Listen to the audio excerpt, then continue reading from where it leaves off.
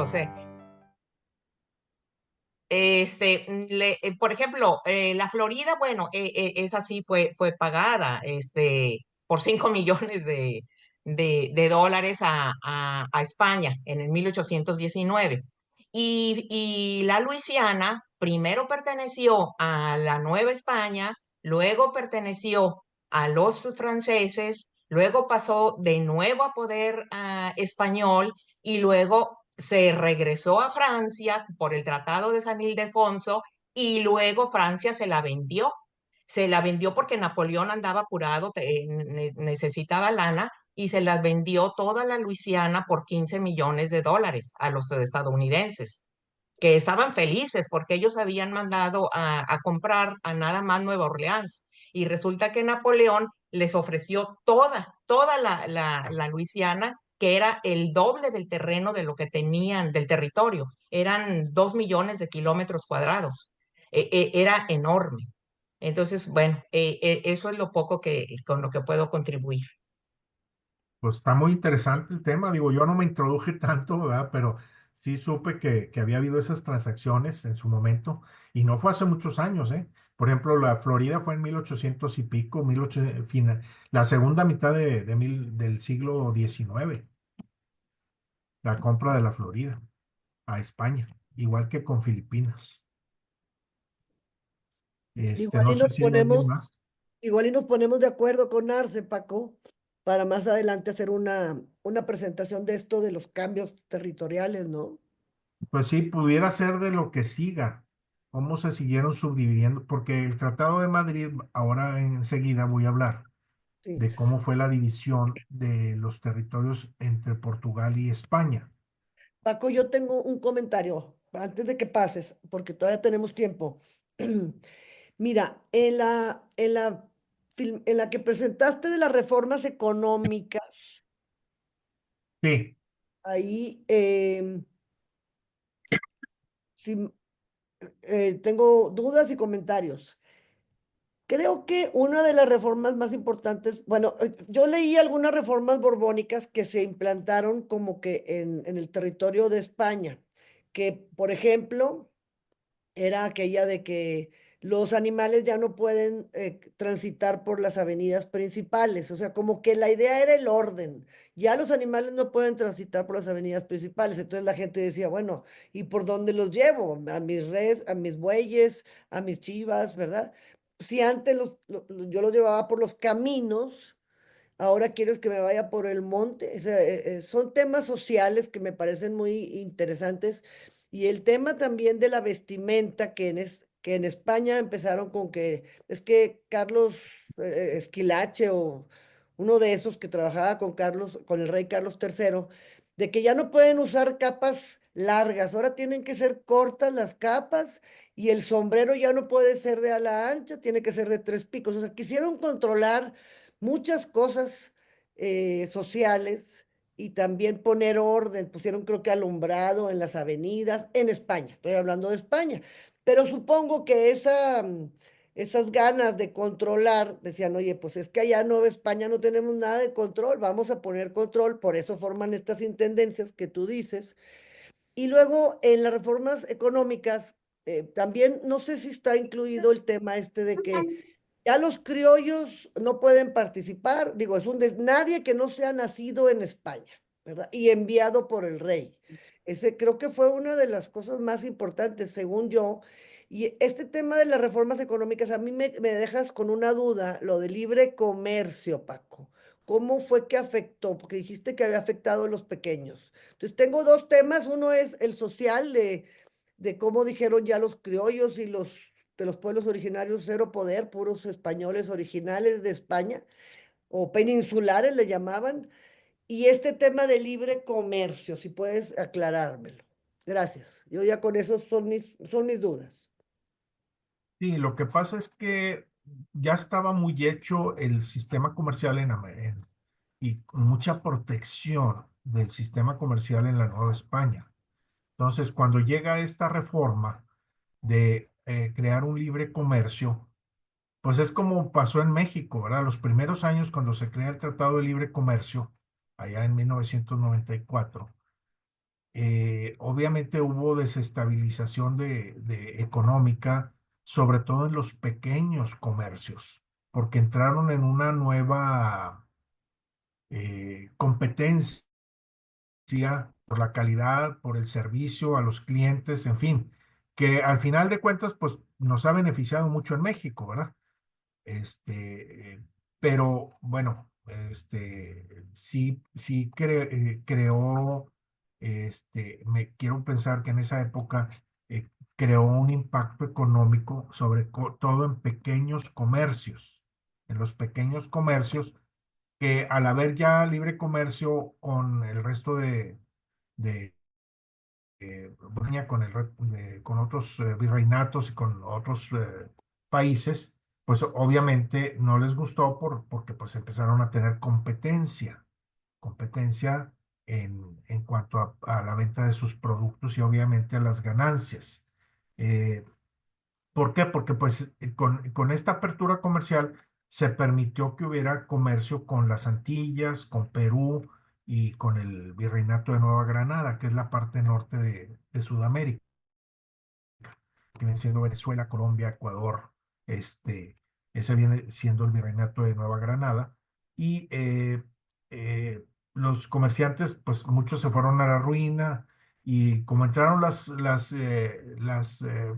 ideas de la ilustración en lo del comercio, o sea, es como ahora Trump está queriendo cerrar otra vez la apertura comercial y solamente promover comercios que hay en Estados Unidos o empresas, industria. Entonces, pues esto trae consecuencias para todos. Y cuando hay una economía cerrada y esta la abres a libre comercio, pues crea impacto sobre todo en los comercios pequeños, ¿no? Pues es lo que te podría yo decir. No Y sé si el tema este, Paco, gracias, Paco, y el tema este de que le quitaron de alguna manera poder a los criollos y solamente los peninsulares, ¿cómo viste ahí? de poner intendentes que nada más venían de España. Como que en general le quitaron, prohibieron que tuvieran puestos importantes los que Sí, no fueran. pues obviamente se sintieron discriminados y menospreciados. O sea, se reivindicó otra vez como un reconocimiento de poder únicamente a los peninsulares y se les disminuyó esa presencia o ese poder a los criollos. Obviamente, pues eso trajo una inconformidad y discriminación, aunque no se dice muy expresamente, pero pues seguramente así pasó. Y otro de los temas ahí es que eh, había mucha controversia, bueno, eso lo vamos a ver con lo del Tratado de Madrid, con la cuestión de los esclavos. Eh, Acuérdense que los esclavos en México no, como que no eran muy bien vistos, porque acuérdense que en la orden desde la reina Isabel era de que se les reconociera como súbditos de la corona. Entonces, de alguna manera, se disminuía el esclavismo y se les reconocía como si fueran, pues, no tanto como ciudadanos, pero sí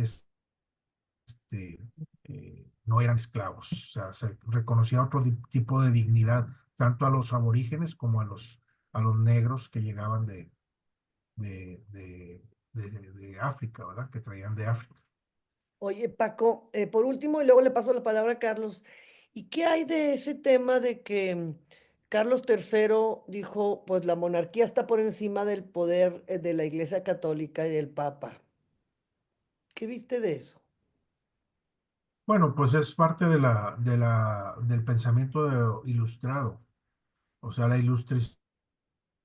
ilustración también trajo cambios en la forma de pensar, en el centrar el pensamiento y la filosofía únicamente en la religión. Entonces viene una apertura y obviamente esto le quita beneficios, pues por un lado a los religiosos, a la iglesia, y crea pues una especie de inconformidad. O sea, obviamente les mueve el tapete a la iglesia y a los religiosos y crea ese conflicto hasta que llegan al extremo en 1767 de expulsar a todos los jesuitas, no solo de la Nueva España, de todos los reinos de América, de todos los virreinatos de América. Gracias. Entonces, pues la verdad es que trajo un cambio importante, no solo en Europa, sino también en América, las ideas de la ilustración. La ilustración, acuérdense, viene siendo un poco el, el cambiar del centro de tener la religión a cambiarlo al centro el hombre y la naturaleza. Entonces, en el pensamiento, pues eso también trajo cambios en la educación, en la forma de pensar y obviamente en el trato entre instituciones, entre la corona y la iglesia. Ok, Carlos Gaguardi levantó la mano, Paco. Sí, yo la primera cosa que tendría que decir es que en estas materias de la historia, nada es tan claro como el agua. Al contrario, todo es bastante oscuro, especialmente cuando se trata de lo que hoy es México, porque México institucionalmente ha hecho un esfuerzo por borrar la historia. Entonces, no solamente historiadores expertos conocen profundamente estos temas y aún entre ellos hay confusión. Pero yo creo que una cosa importante es que antes de las reformas borbónicas, el sistema de audiencias y el sistema de reinos permanecía vigente. Los virreinatos eran nada más donde había reinos reconocidos por España. Primero Perú y México. Pero el sistema de los reinos y las audiencias permitía una gran descentralización. Y cuando llegan los Borbones con sus ideas francesas, ellos promueven el centralismo. Y entonces el virrey es el representante del rey, reina, ¿verdad? Y los intendentes eran funcionarios de gobierno que gobernaban en las intendencias, pero centralizado. Es decir, todo venía de control remoto desde Madrid, llegaba al virrey y al virrey le llegaban órdenes. Y esta situación de distinción entre europeos y americanos, en el caso de Nueva España, peninsulares y criollos, es un fenómeno que se da en todo el continente. Es decir, como que el haber nacido en Europa te daba un estatus jurídico y político superior. Pero esto ocurrió en Nueva España, pero también ocurrió en las colonias británicas, en donde los ingleses de Inglaterra tenían mejor derecho que los ingleses de las colonias. ¿Me explico? Entonces, creo que es un tema para seguir investigando. Respecto al territorio, eso de que los mapas esos que enseñan que México era desde allá, casi desde Alaska hasta Centroamérica y Florida y todo eso, son mentiras. Eso era Nueva España y con muchas dudas, porque los franceses tenían reclamos, etcétera. Y lo que finalmente viene delimitando las fronteras, esas que tú estás señalando ahí, Paco, es el Tratado Adams-Onís, que es de 1819, y que ya entrando México, el Estado mexicano del siglo XIX ese tratado solamente estuvo en vigor 18 meses. Porque fue un tratado firmado por España, ni siquiera por Nueva España, fue tratado por España, y luego pues los propios estadounidenses lo violaron, invadiendo los territorios, la mitad del territorio mexicano. El territorio de Texas, fue una estupidez de México de haber dejado entrar colonos estadounidenses, pero porque México hasta bien entrado el siglo XX tuvo una política abierta de admisión de extranjeros para colonizar. En el caso de Chihuahua es muy claro, donde llegan menonitas y también mormones. Y el resto de Texas hacia el occidente, que Texas no es ni por asomo la Texas que hay ahorita, era mucho más pequeña, fue un acto de invasión agresiva como la que está ocurriendo ahorita en Ucrania, ¿verdad? Es decir, una potencia invadió los terrenos. Incluso está documentado que por un error de comunicaciones, el ejército de los Estados Unidos invadió San Francisco antes de que se firmara el tratado, y luego hay unas cartas diplomáticas de dispensa porque invadieron territorio mexicano. Y bueno, esa es la historia de México, pero el tratado es el tratado Adams-Onís, y finalmente el segundo tratado de importancia es el tratado de Guadalupe Hidalgo. Y la cosa que nunca se dice es que el territorio del Soconusco, que hoy es Chiapas, no le pertenecía a México. México se lo quedó a la mala, como los estadounidenses nos quitaron Texas y el resto del país, así nosotros hicimos lo mismo con los centroamericanos. Bueno, fin de mi comentario. ¿Listo? Bueno, muy bien. Paco, tú nos dices, Paco, ¿qué sigue? Pues ya la presentación del Tratado de Madrid de 1750. ¿Ok?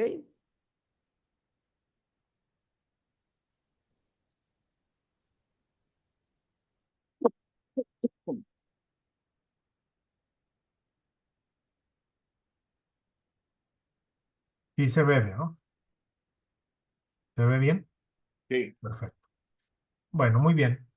El segundo tema que me pidió Vero que tratara es el Tratado de Madrid de 1750. El Tratado de Madrid, permítame tantito. El Tratado de Madrid, bueno, hubo muchos, bueno, no muchos, hubo varios tratados de Madrid, pero yo en concreto voy a hablar de de 1750, porque es el que, digamos, se realizó en esta época. Este fue un acuerdo, pues, crucial, ¿verdad?, entre España y Portugal, y que marcó un punto de inflexión en las relaciones entre las potencias europeas. Este tratado, en el que España cede a Portugal territorios en América del Sur, sentó las bases para un nuevo orden político y económico en el Atlántico. Este tratado fue firmado por Fernando VI de Borbón de España y Juan V de Portugal. Fue firmado en 1750. ¿Qué antecedentes históricos tuvo este tratado? Bueno, la Guerra de Sucesión Española, que ya la mencioné. Después de esta guerra, así se le llamó, Sucesión Española, pero fue una guerra que hubo entre varios reinos europeos. Finalmente, al término de esa guerra, se firma el Tratado de Utrecht, que dio fin a la Guerra de Sucesión Española, pero dejó sin resolver la cuestión en los territorios de América del Sur. O sea, se repartieron los territorios europeos, donde se concentra España en la parte de la península y algunas partes de Italia, pero España se quedaron con otras partes pero crea disputas fronterizas por la posesión de los territorios en América del Sur, lo cual generó pues tensiones diplomáticas. Y entonces, en 1750, se firmó este tratado. ¿Cuál era la finalidad de este tratado? Pues poner fin a las disputas territoriales entre España y Portugal en América del Sur. Establecer fronteras, definir claramente estas fronteras entre los territorios de los españoles y los portugueses. Y finalmente, pues reconciliar dos reinos o dos reinos vecinos como Portugal y España. Recordemos nosotros que ¿dónde fue la fecha? El Tratado de Tordesillas fue firmado en 1500. Ahorita saco la fecha.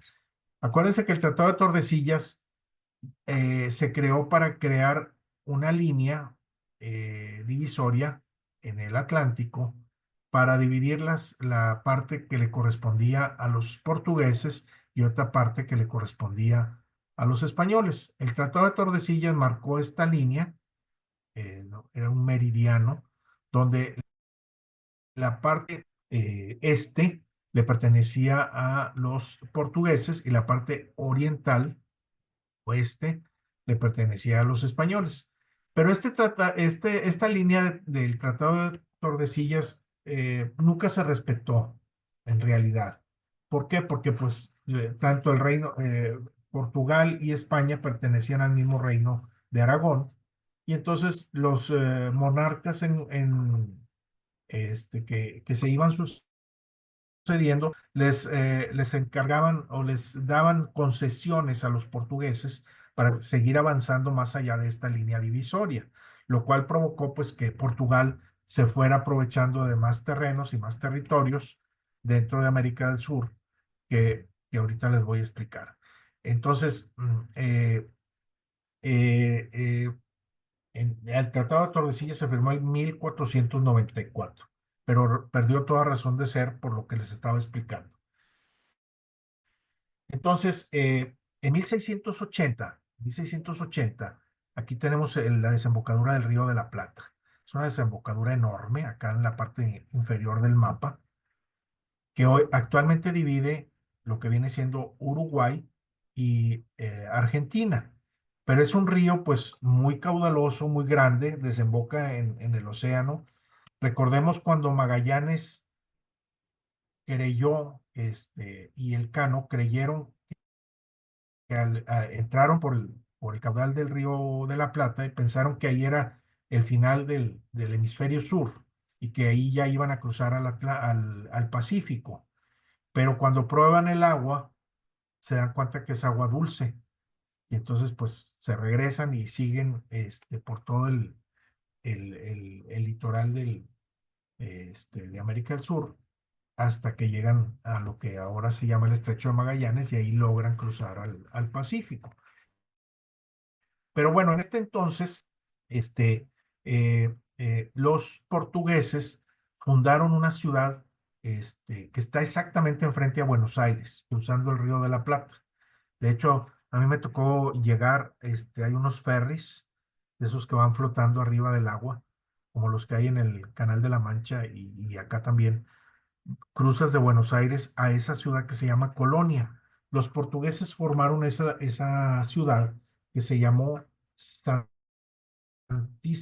Nueva Colonia del Santísimo Sacramento, Nova Colonia do Santísimo Sacramento. Entonces, esto molestó mucho al gobernador de Buenos Aires. Inmediatamente mandó invadir esa nueva fundación y destruyó la población de Colonia do Sacramento, del Santísimo Sacramento. Esto molestó mucho a los portugueses y obviamente pues esto fue lo que generó que se hiciera el Tratado de Madrid. Otra de las cosas que los molestó mucho fue que se creó un presidio eh, que se llamó el Presidio de Jesús, María y José, también, que es actualmente lo que viene siendo esta parte limítrofe entre Brasil y Uruguay. A ver si lo veo en el otro mapa. Que se llama Río Grande do Sul. O aquí se llamaba Río Grande do San Pedro. Entonces, ahí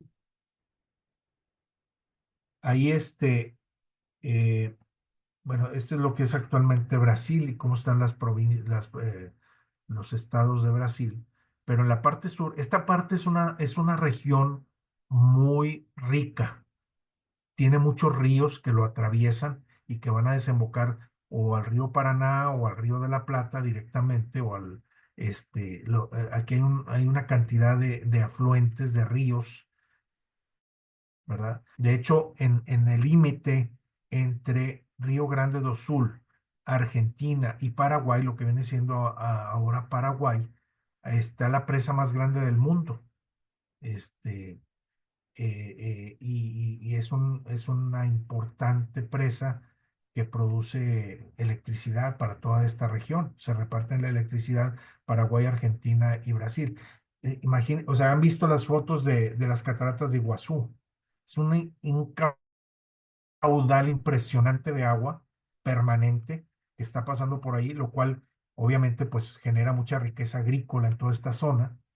Y obviamente, pues los españoles y los portugueses sabían de esta riqueza, ¿verdad?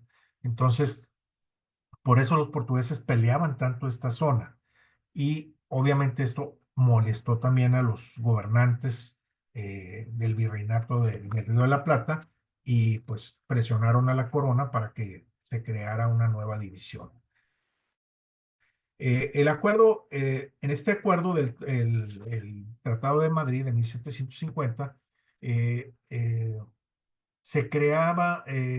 entregaba a España la colonia de Sacramento, o sea, lo que viene siendo colonia de Sacramento, y España le entregaba a Portugal toda una serie de ríos que están convergiendo aquí, no sé si lo alcanzan a ver, ahí se ven todas esas afluentes que van a dar al Río de la Plata y que obviamente tiene una gran riqueza agrícola en toda esta zona, ¿verdad? Toda esta zona junto con la Pampa Argentina, tiene una cantidad de ganadería y de producto agrícola impresionante en cuanto a granos, alimentos, la producción de las, pues, ¿qué les puedo decir de las reses? A mí me tocó vivir 3 años en Buenos Aires, me tocó conocer toda esta zona, es una riqueza impresionante, y son ríos y ríos y ríos que nunca se acaban y que van a dar como afluentes al río de la Plata. Entonces, si ustedes se fijan acá, todas estas rayitas que se ven por ahí son riachuelos y ríos importantes que obviamente van regando todos estos territorios y van creando una gran producción agrícola. Y entonces, bueno, pues obviamente los portugueses tenían mucho interés en quedarse con esa parte, pero también los españoles que vivían en esa zona querían que no los invadieran los portugueses. Eh, este tratado se firmó el 5 de octubre de 1750 y también increíble, fue firmado también por el embajador del Reino de Gran Bretaña, el secretario de Estado José de Carvajal y Lancaster. España le tuvo que dar 100,000 libras al reino de la Gran Bretaña, para terminar el derecho de comercio británico en la América española. O sea, todo lo manejaban así, le entregaban recurso económico para que ya dejaran toda la parte comercial exclusivamente para España. Y pero esto trajo consecuencias, porque recordemos que España no reconocía a los esclavos, sino que todos los que estaban viviendo en estas tierras eran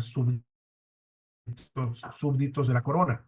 Luego entonces, pues esto también le mermaba cuestiones económicas a Gran Bretaña y a Portugal. Portugal sí reconocía la esclavitud y esto trajo consecuencias que voy a mencionar enseguida.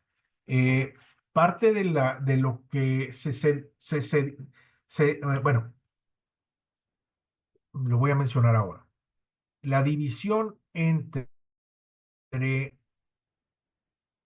fíjense, este es el Tratado de Tordesillas, el meridiano de Tordesillas en 1494. Toda la parte del este, o sea, la mano derecha, era lo que les pertenecía a los portugueses.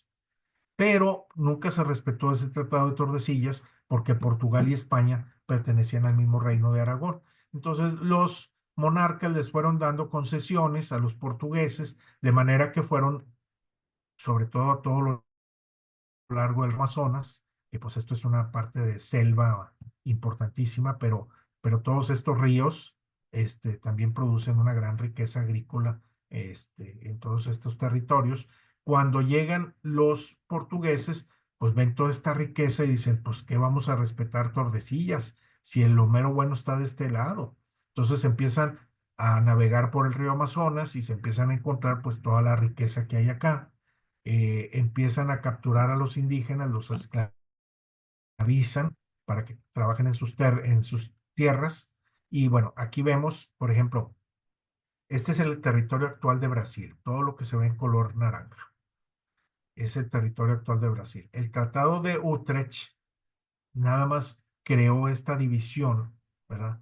En lo que era Cayena, este poblado de Cayena, y el río que está aquí, que no recuerdo el nombre, Uyaque, el río Uyaque, y creó nada más esa división entre lo que venía siendo el virreinato de Nueva Granada y la parte que tenían derecho los portugueses. Entonces, el Tratado de Utrecht nada más creó esta división, pero luego el Tratado de Madrid de 1750 les concede a los portugueses todo lo que viene siendo esta línea de color, de color rojo, les concede derechos sobre estas propiedades, fíjense, incluyendo esta zona de Río Grande do Sul, donde estaban las misiones que tenían los jesuitas en esa zona. Los que vieron la película de La Misión, famosa en 1984, creo, una película británica, se recordarán la resistencia que hubo de los aborígenes de esta zona. Aquí los aborígenes de esta zona eran los guaraníes. Se resistieron a pertenecer a los portugueses. ¿Por qué? Por el tema del esclavismo. Ellos habían sido promovidos humanamente por los jesuitas como súbditos de la corona. Al pertenecer ahora a Portugal, los empezaron a tratar como esclavos y eso no les gustó. Obviamente, pues hubo una revuelta promovida por los mismos jesuitas y por un líder que hubo ahí de los guaraníes, el cacique llamado José Cepé Tiarajú. Este capitaneaba a los guaraníes y obviamente se promovió una guerra en contra de los portugueses y pues ahí en la película se plasma en una de las comunidades cómo hubo una resistencia a esto. Bueno, finalmente el Tratado de Tordesillas no duró mucho. En 1767 Carlos III decretó la expulsión de los jesuitas, pero antes de eso, en 1761, se anuló el Tratado de Madrid con un tratado que se hizo que se llamó el Tratado del Pardo en 1761 y en el cual España no entregaba las misiones orientales y al tiempo que, o sea, le dieron para atrás a la entrega de esta parte donde estaban las 7 poblaciones de las misiones guaraníes y, y España le regresa Colonia do Sacramento, del Santísimo Sacramento, se le regresa a los portugueses. Luego habría que ver qué pasó con Uruguay, porque Uruguay siempre tampoco aceptó mucho aceptó, no estuvo de acuerdo con pertenecer a los portugueses. Y entonces aquí hubo también unas diferencias, por lo cual Uruguay luego pasó a pertenecer al virreinato de Río de la Plata, y luego después se independizó, como hoy conocemos la República Oriental del Uruguay. Eh, eh, bueno, hasta aquí alguna pregunta, Paco, alguna duda. Paco, aquí yo, Sí, tú nos explicaste el Tratado de Tordesillas hace casi 4 años, me acuerdo muy bien. ¿Te acuerdas? sí, sí, Ese Tratado de Tordesillas, no sé si puedas explicarlo para los que no lo tuvieron la oportunidad de escucharlo en ese momento, darnos un repaso así rápido. Y la otra es que este Tratado de Madrid, o sea, el que mueve las fronteras es el segundo Borbón, Fernando VI, sí, ¿verdad? No es el primero, Felipe V, ni es el tercero, que es Carlos III. Es Fernando VI. Él mueve la frontera y por lo que tú estás explicando, ahí sigue habiendo como acuerdos, negociaciones para seguir moviendo las rayas y aquí hay un problema con los guaraníes apoyados por los jesuitas y luego ya viene Carlos III más adelante con la expulsión, supongo, ¿verdad? Ese sería así como los dos puntos. Gracias. sí. Carlos III, bueno, pues fue el que le toca pues todas estas diferencias entre Portugal y España, ¿verdad? Lo que pasa es que eran territorios muy lejanos, tardaban meses o a veces hasta años en tener esa comunicación. De eso se aprovecharon los portugueses para ir invadiendo más territorio que no les correspondía.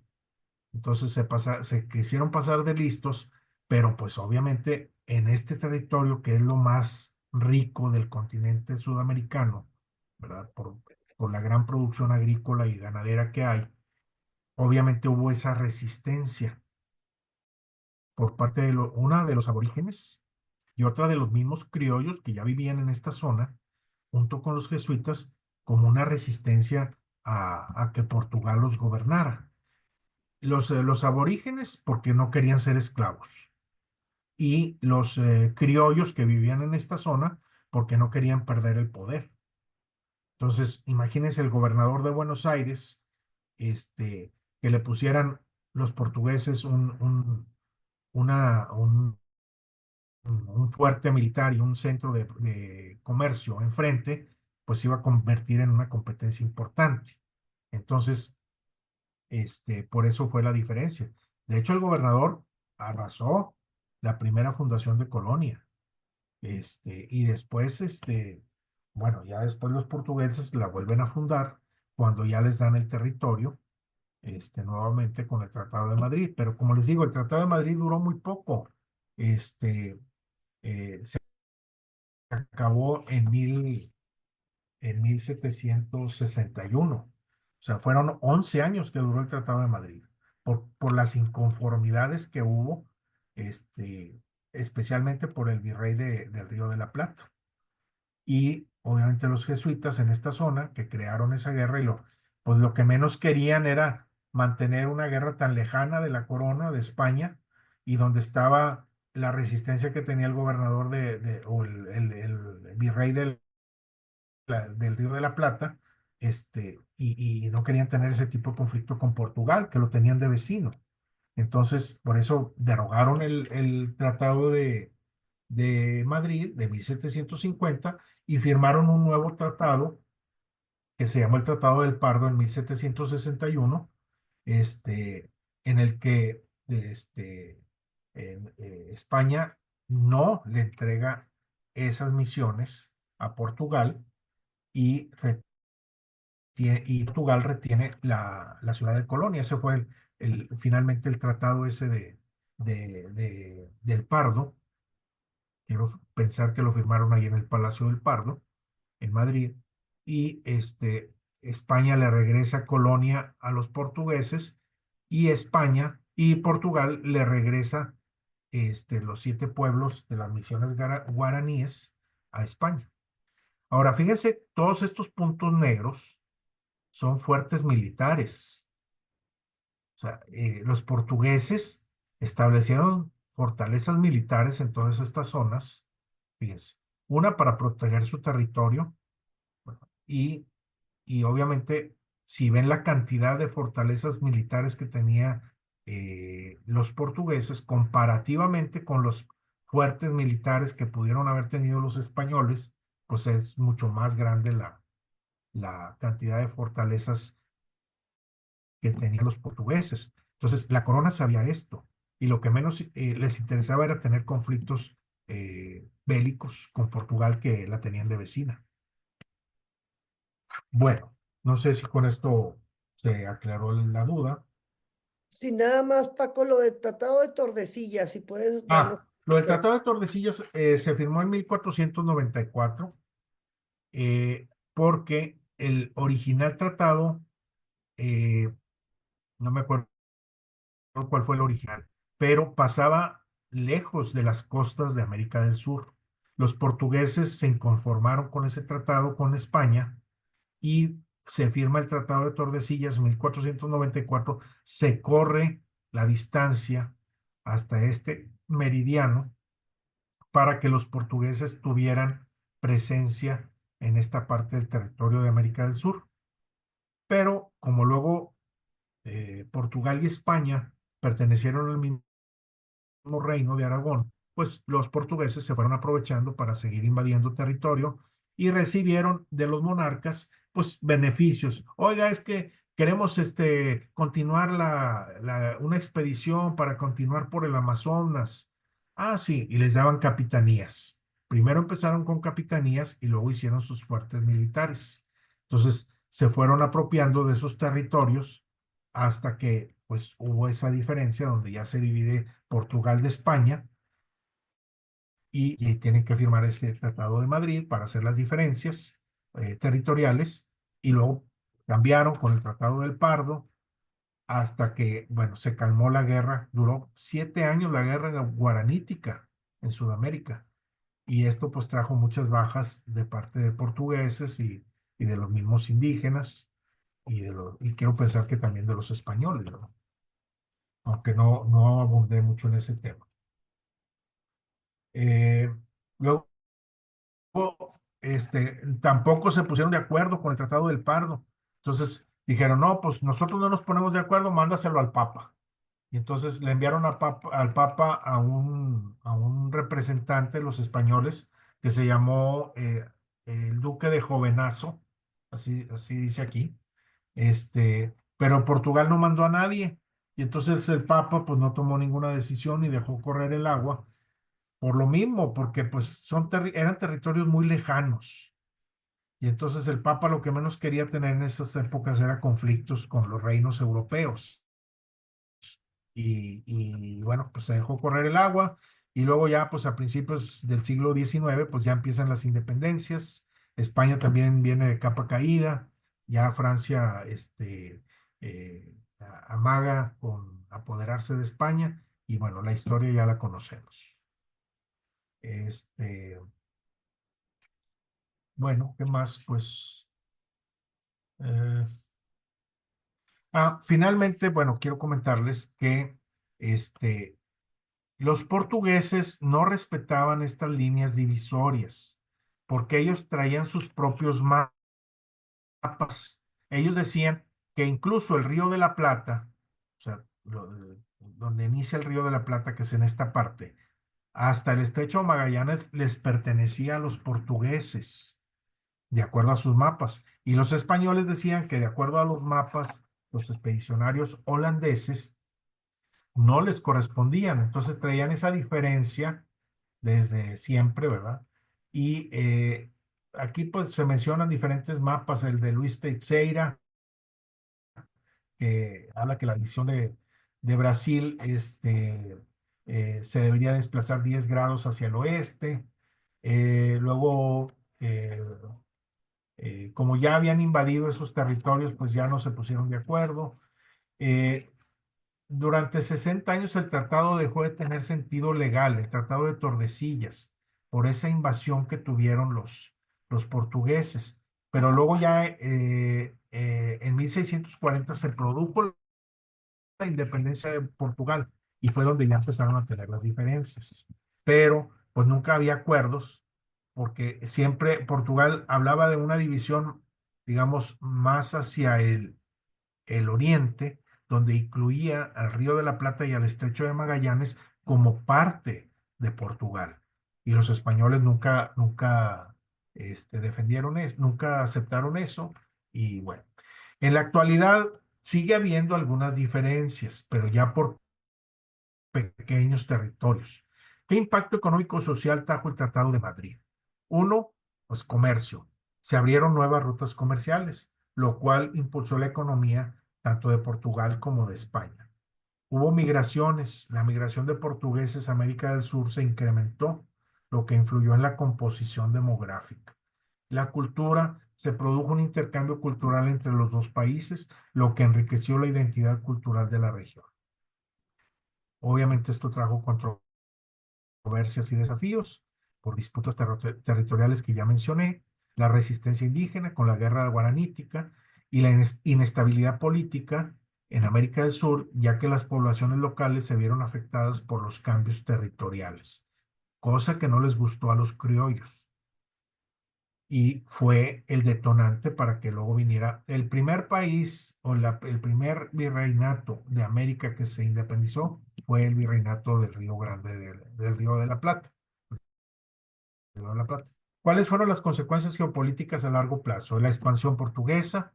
El tratado contribuyó a la expansión portuguesa en América del Sur, consolidando su presencia en la región. Vino la declinación española, marcó un punto de inflexión en la declinación del Imperio Español porque perdió influencia en América. Miren, aquí estaba la zona de las misiones guaraníticas, que de acuerdo al Tratado de Madrid, esto iba a pertenecer a los portugueses. Y obviamente, pues los guaraníes no estaban de acuerdo. Actualmente hay una provincia en Argentina que se llama Misiones, creo que viene estando acá en el norte, o no sé si esta parte. Este es Río Grande do Sul, acá está la República Oriental del Uruguay, aquí está Colonia del Sacramento, Montevideo y Buenos Aires. Entonces, aquí están los ríos, ¿verdad? Y acá está Paraguay. Aquí el tema todo este territorio estuvo en disputa por muchos años y trajo, como les dije, mucho comercio, pero también empezó la declinación española y se creó un nuevo orden mundial en el Atlántico. Conclusiones, el legado del Tratado de Madrid fue un evento histórico que tuvo un profundo impacto en las relaciones entre España y Portugal, así como en el desarrollo de América del Sur. Este tratado nos enseña la importancia de la diplomacia, negociación y el respeto por los derechos humanos en las relaciones internacionales. Eso fue lo que quedó como un legado para la historia universal. Y bueno, con esto termino mi presentación. Muchas gracias.